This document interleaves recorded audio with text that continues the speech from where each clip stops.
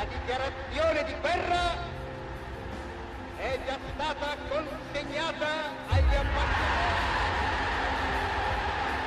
ambasciatori di Gran Bretagna e di Francia. Was ist unser heutiges Deutschland? Nicht wieder schön und herrlich. Indem ich euch überblicke, weiß ich, mein Lebenskampf ist nicht umsonst gekämpft. Immer wieder wird eine neue Jugend antreten in diese Stadt hier. Ich sehe das von hier in Jahrhunderten immer wieder antreten und wird immer schöner sein, immer kraftvoller sein und wird immer gesünder sein und wird immer mehr Hoffnung bieten den lebenden Geschlechtern auf die Zukunft. So first of all, let me assert my firm belief that the only thing we have to fear is fear itself. We shall fight in France. We shall fight on the seas and oceans.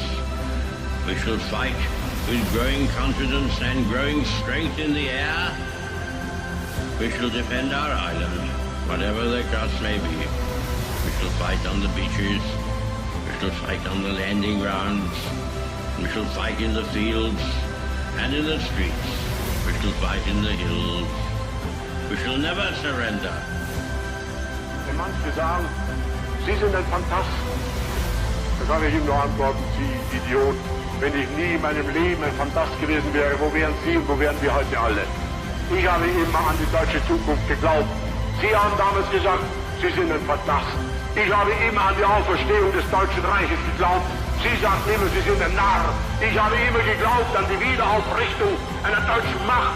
Sie sagten immer, ich sei wahnsinnig. Ich habe geglaubt an die Beseitigung unserer Wirtschaftsnot. Sie sagten, das sei eine Utopie. Wer hat nun recht gehabt, der Phantast oder Sie? Ich habe recht gehabt.